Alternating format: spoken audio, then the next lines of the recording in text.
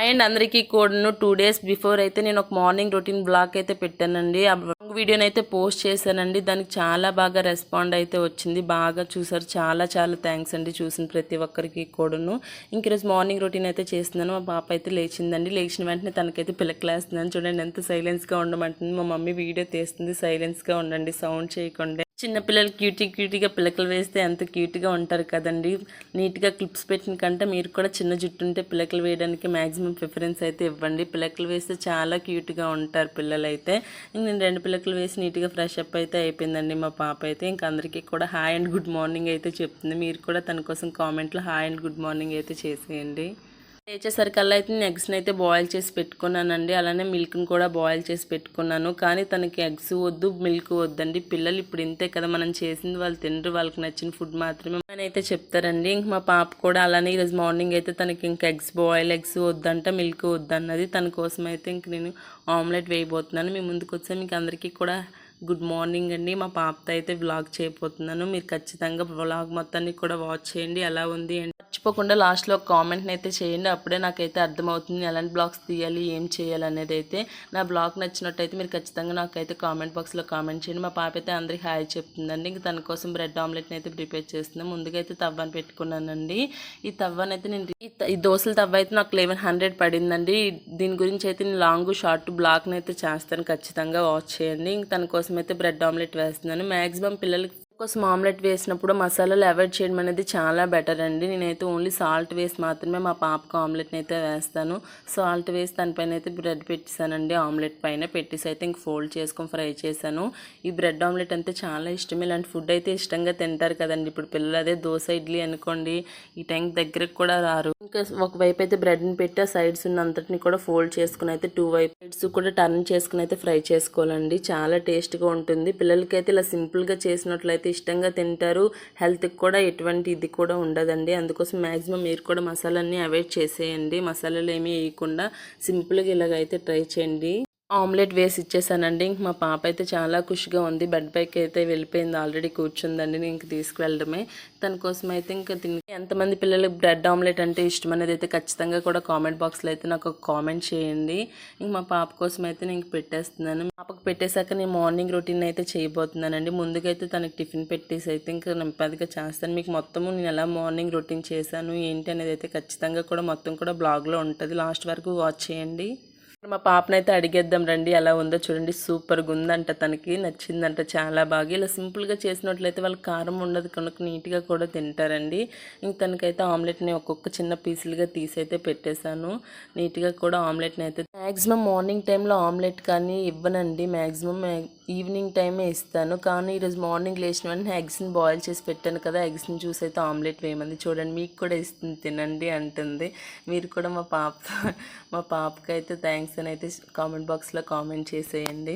ఇంకా అలా పాపతో అయితే మార్నింగ్ 8:39 అయితే ఇంక బ్రెడ్ ఆమ్లెట్ వేసుకొని అయితే తినేసానండి. మా బావ కోసం అయితే మార్నింగ్ నేను మసాలా దోశ అయితే వేసి ఇచ్చాను. మా బావ అయితే తిని డ్యూటీకి వెళ్ళారండి.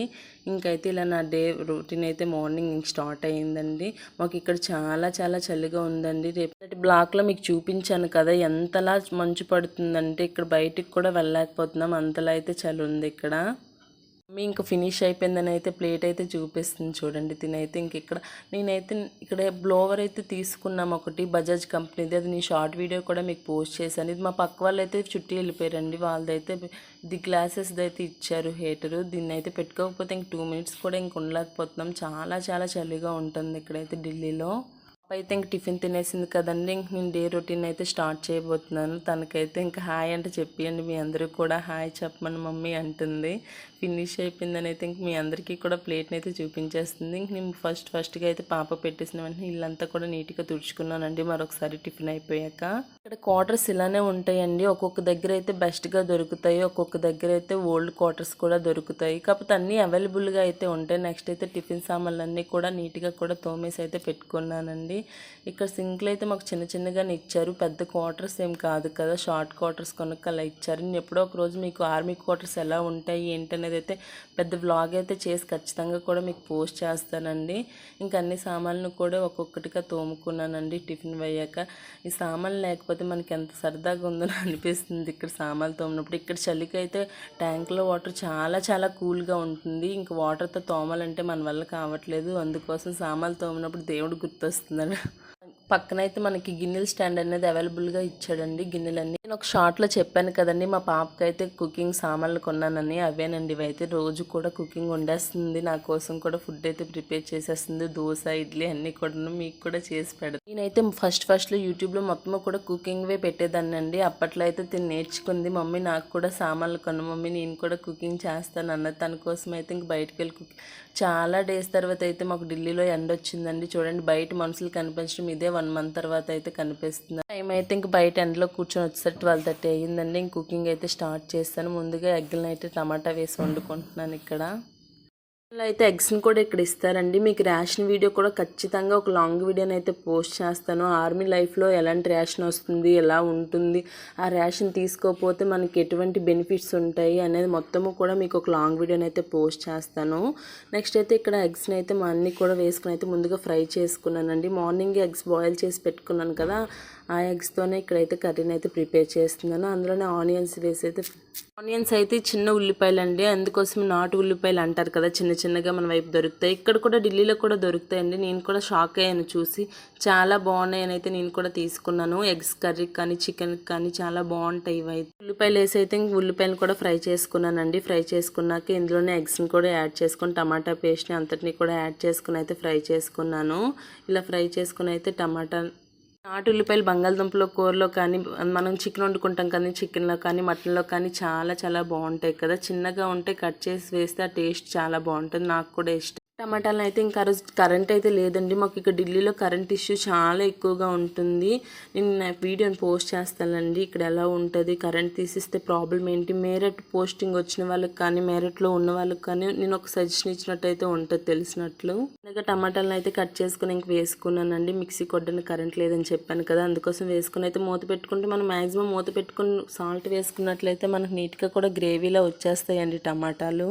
మూత పెట్టుకుని అయితే ఇలా ఫ్రై చేసుకున్నాను. ఫ్రై చేసుకునేసరికి నాకైతే సౌండ్ వచ్చింది. ఏంటి సౌండ్ అని వెళ్ళేసరికి అయితే మా పాపకి నేనైతే అల్లరి చేసినప్పుడు ఎలా గసురుతానో అలా తను కూడా ఆ పాపనైతే కింద పెట్టుకుని అలా గసురుతుంది చూడండి.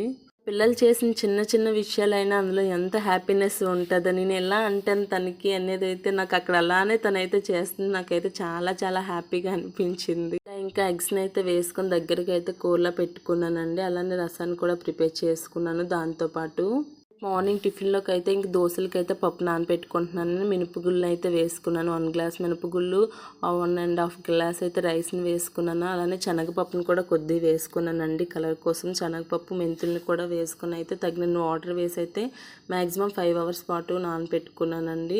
ఇక్కడ పప్పు అయితే నానబెట్టేస్తున్నాం కానీ పప్పు అస్సలు పుల్లట్లేదు. చాలా చలిగా ఉంటుంది కదా, పప్పు పుల్లకపోతే ఎలా పులిపించాలి అనేది అయితే మీకు తెలిస్తే ఖచ్చితంగా నాకు సజెషన్ అయితే కామెంట్ బాక్స్లో ఇవ్వండి. అయితే నానబెట్టుకుని 5 అవర్స్ పాటు మూత పెట్టుకున్నానండి. ఇంక నాకు ఎగ్స్ కర్రీ అయితే ప్రిపేర్ అయిపోయింది. ఎగ్స్ కర్రీ ప్రిపేర్ అయిపోయాక నా లంచ్ ఏం వండుకున్నాను ఏంటి అనేది అయితే ఇక్కడ మీకు ఖచ్చితంగా మొత్తం కూడా లంచ్ బ్లాక్ని అయితే చూపిస్తున్నానండి. ఈరోజు మధ్యాహ్నం 12:30 స్టార్ట్ చేసి 1:30 అయ్యేసరికి నేను ఏమేమి వండుకున్నాను అనేది అయితే మీకు చూపించబోతున్నాను.